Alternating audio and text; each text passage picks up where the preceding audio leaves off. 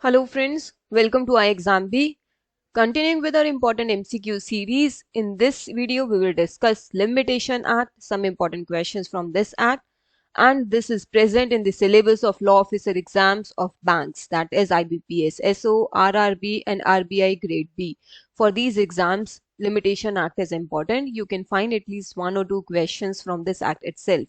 So beginning with the first question, where the prescribed period for any suit, appeal or application expires on a day when the court is closed, the suit, appeal or application may be instituted, preferred or made. Option A, on the day when the court reopens. Option B, on the day before the court is closed. Option C, within a month after the court reopens. Option D, within a reasonable time. Option E, either A or D.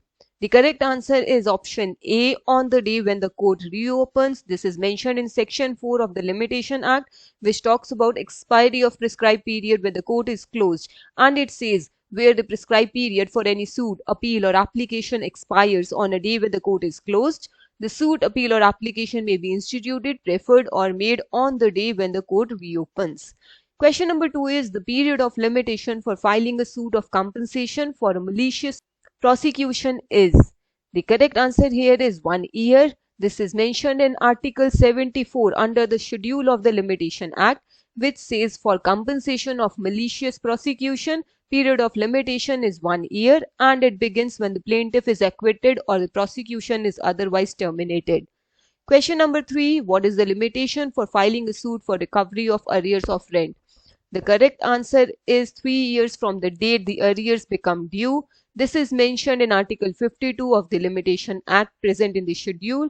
For recovery of arrears of rent, under Article 52 of the Indian Limitation Act, it is prescribed a period of 3 years from the date the arrears become due. Question number 4. After the institution of a suit, a new defendant is substituted. The suit is deemed to have been instituted as regards him. So when can the suit be deemed to have started, deemed to have been instituted as regard the new defendant? The correct answer is when he was made a party. This was mentioned in section 21 of the Limitation Act. Effect of substituting or adding new plaintiff or defendant, where after the institution of a suit, a new plaintiff or defendant is substituted or added, the suit shall, as regards him, be deemed to have been instituted when he was so made a party. Moving to next question, under the Limitation Act, suit for possession on the basis of prior possession may be filed within. The correct answer is 12 years. This is mentioned in Article 64 in the Schedule of Limitation Act, which says for possession of immovable property based on previous possession and not on title, when the plaintiff while in possession of the property has been dispossessed, is 12 years from the date of dispossession. Moving to next question, section 13 of the Limitation Act applies in the case of. The correct answer is pauper. Section 13 of the Limitation Act talks about exclusion of time in cases where leave to sue or appeal as a pauper is applied for. In computing the period of limitation prescribed for any suit or appeal in any case where an application for leave to sue or appeal as a pauper has been made and rejected, the time during which the applicant has been prosecuting in good faith his application for such leave shall be excluded, and the court may, on payment of the court fees prescribed for such suit or appeal, treat the suit or appeal as having the same force and effect as if the court fees had been paid in the first instance. Moving to next question. Every suit instituted, appeal preferred and application made after the prescribed period shall be dismissed. The correct answer is option A, although limitation has not been set up as a defense. This is mentioned in section 3, which talks about bar of limitation, and it provides for this. It says every suit instituted, appeal preferred and application made after the prescribed period shall be dismissed. Although limitation has not been set up as a defense, still it will be dismissed. Question number 8 is when the suit or application is based upon the fraud of a defendant or respondent or his agent, period of limitation shall. The correct answer is both A and B. It shall begin to run when the plaintiff or applicant has discovered the fraud or mistake. It shall begin to run when the plaintiff or applicant with reasonable diligence have discovered it. This is provided under section 17 of the Limitation Act. Section 17 of the Limitation Act deals with effect of fraud or mistake, and it says where in any case of any suit or application for which a period of limitation is prescribed by this act, it was based on the fraud of defendant or respondent or his agent, or there were some other cases The period of limitation shall not begin to run until the plaintiff or applicant has discovered the fraud or mistake, or could with reasonable diligence have discovered it. Moving on to next question. In computing the period of limitation for any suit, appeal or application, the day from which such period is to be reckoned shall be. The correct answer is A, excluded. This is mentioned in section 12, which provides for exclusion of time in legal proceedings.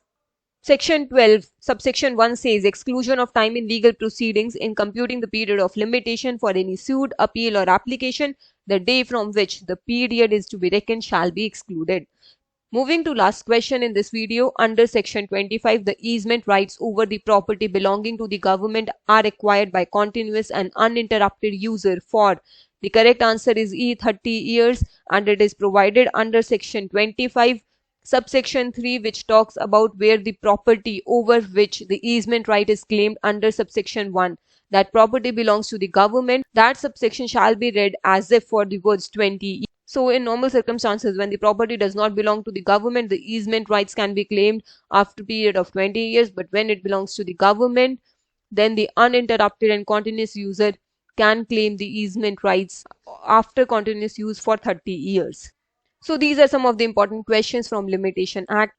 Stay tuned with this important MCQ series so that you are able to know the important sections and you are able to revise and practice with us. iExamB has expert legal faculty and also offers various law officer courses.